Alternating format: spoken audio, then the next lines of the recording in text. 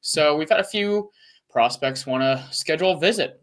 And one of the players to actually schedule a visit actually just happened, in the last couple of days. Five-star tackle Felix Ojo is one of them. He decided to schedule 5 official visits. Ohio State's actually number 2 on that docket. The first visit will actually go to Ole Miss, and then Michigan, Oklahoma, and Texas will follow. He's actually from Texas, so they seem to be the favorites, to start out. But that doesn't mean Ohio State can make a good impression. So, first of all, what are your overall thoughts on Ojo as a prospect? So for him as a prospect, I believe he's someone who's going to lean more towards the offensive tackle position. Very big guy. I wouldn't say he's as long as someone like Canwell, but he's long arms, athletic on the edge. For me, I think this is huge. I think this is someone that you should want to lock down, someone you need to lock down. For Coach Bowen, I think this is probably one of his more important seasons in his first year at Ohio State. It's important that, and I mean, we've both seen it. We've seen a lot of offensive linemen schedule Ohio State on their visit, including a high-profile guy here like Ojo. And I think that if we're able to get into Ohio State, we're somewhere where we lack depth right now also, which is probably the reason why we've gone after so many offensive linemen, why so many have scheduled dates with us. So I think getting Felix Ojo would be it would be an humongous gift. If this was our top signee coming out of the class, I wouldn't be upset. Yeah, no, Ojo's a really good player. Like you mentioned, he's big. He's 6'7", he's like 274. Like he's a big dude. And that's why all the big programs want him. I mentioned Ohio State, Michigan, Ole Miss, Oklahoma, Texas. I mean, those are the big boys. And it's interesting that the only 2 northern teams in his, I guess immediate recruitment is Ohio State and Michigan. So that tells you, the last 2 national champions. So that tells you, that the recent success is having some staying power with these 5-star recruits. And you mentioned it, a lot of the early visits here for Ohio State have come from offensive linemen. And, we'll get to a couple more here in a second, but I agree with you with Bowen. He was hired off the strength of the fact that he is a recruiting. He's a recruiting guru. Like he was known as more of a recruiter than a developer, and Justin Frye was kind of the other way around. So, and that's part of the reason why Ohio State went ahead and hired a bunch of those offensive analysts, like we talked about last week. A lot of those guys have been offensive line coaches before, so they can help Bowen with the development side of being a coach.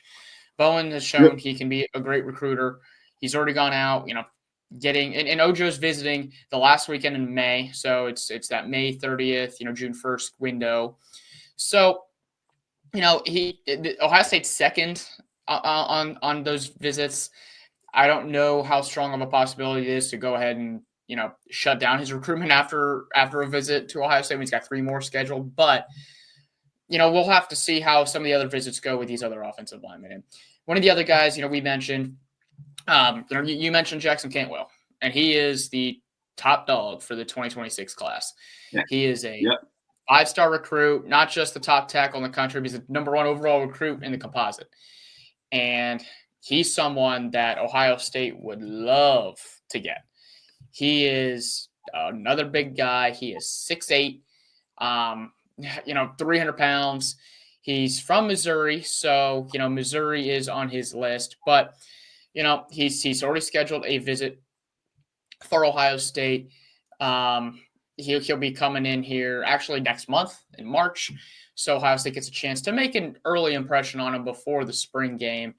And I know both, if you have the same line of thought that I do, we would both love to have Cantwell get on campus as soon as possible and try to lock him down. What are your thoughts on him? Can't miss player. I think that I'm showing his highlights here from Huddle. Everyone, if you want to take a look at this, he's one of those guys. I believe, there's pillar recruits that you can have in your class. Guys that I would say look down from the top of the mountain, but they hold up the rest of the class, if you get what I'm saying. Yeah. I think Jackson Cantwell is one of those guys. I think he's someone that if you get him into the program, unless you have an elite guy already at left tackle or a guy that's real elite at right tackle, he's someone that can come in right away and play for your program.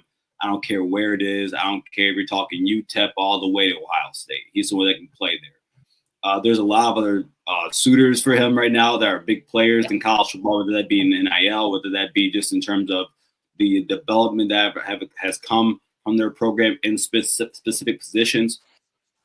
When it comes to Ohio State, you mentioned it. Bowen his recruiting acumen is very good, and we have him somewhere right where we need him. Again, we talked about plenty of times how he has not coached the offensive line position some time now, almost 10 years basically. We do have a bunch of analysts that are there. I think that's why that could help the development, help the recruiting process. But I think that having him there, recruiting someone like Jackson Cantwell is huge.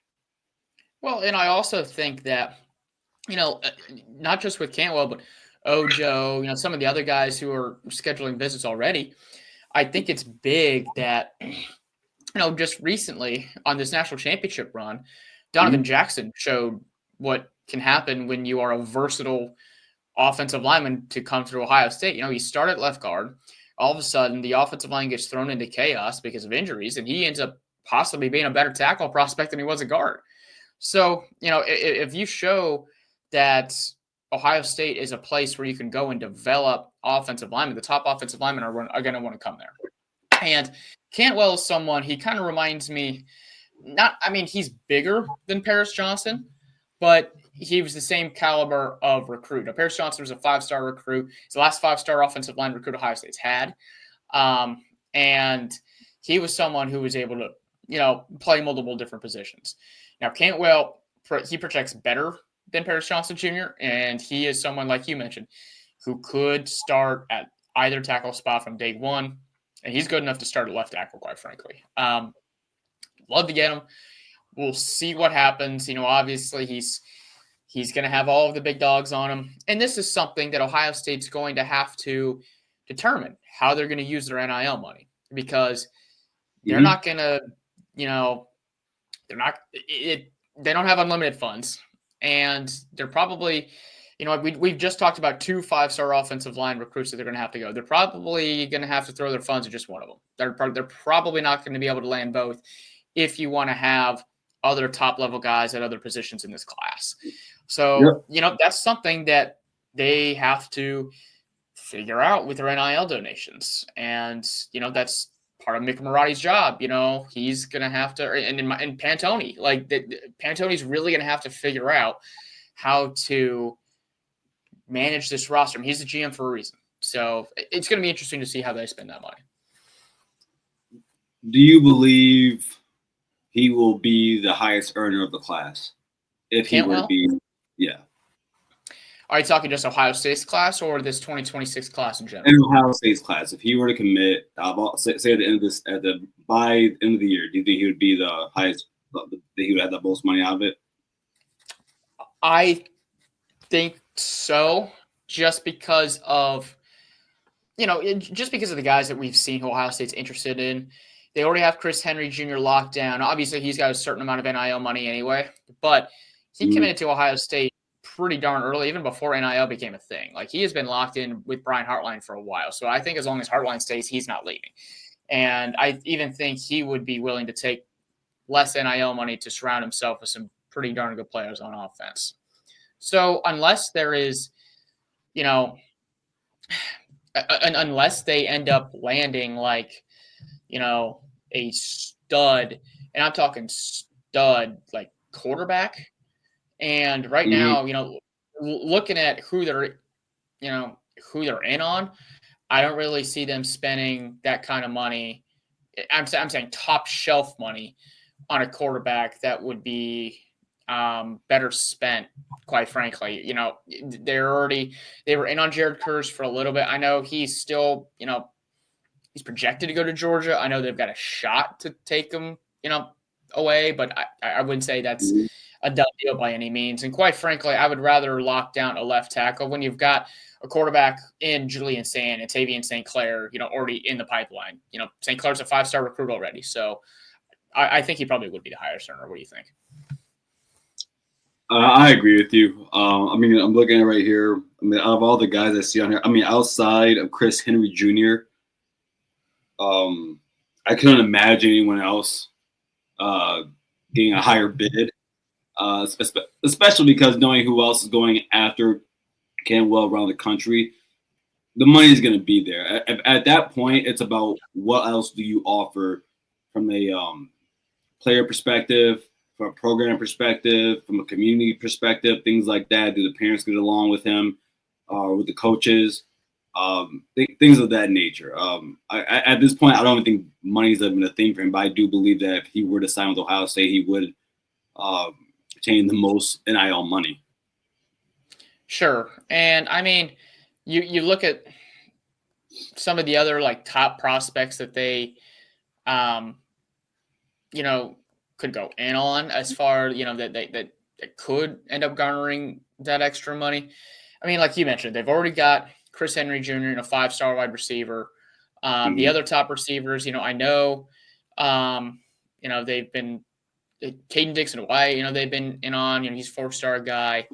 I don't think I think that they have enough at other positions, specifically on offense as well, where they would feel more comfortable shelling out a large amount of money for an offensive lineman as opposed to, a wide receiver where they've already got a stable of guys, a quarterback where they've already got 2 5-star quarterbacks on the roster, running back, they've been pretty good in the transfer portal there. So I think if they're going to allocate money, a ton of money on offense to be an offensive line, and we'll see which offensive lineman it ends up being. Mm. Do you would you had rather that Caden Dixon Wyatt had taken his visit during the same time as Chris Henry Jr., or do you think it's better that they do it separately? I don't think it matters because of how damn good of a recruiter Brian Hartline is.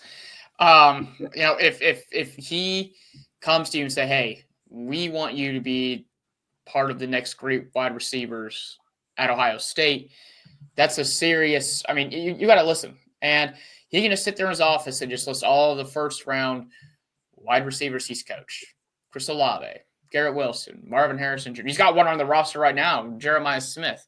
We'll see where Emeka Egbuka ends up getting drafted.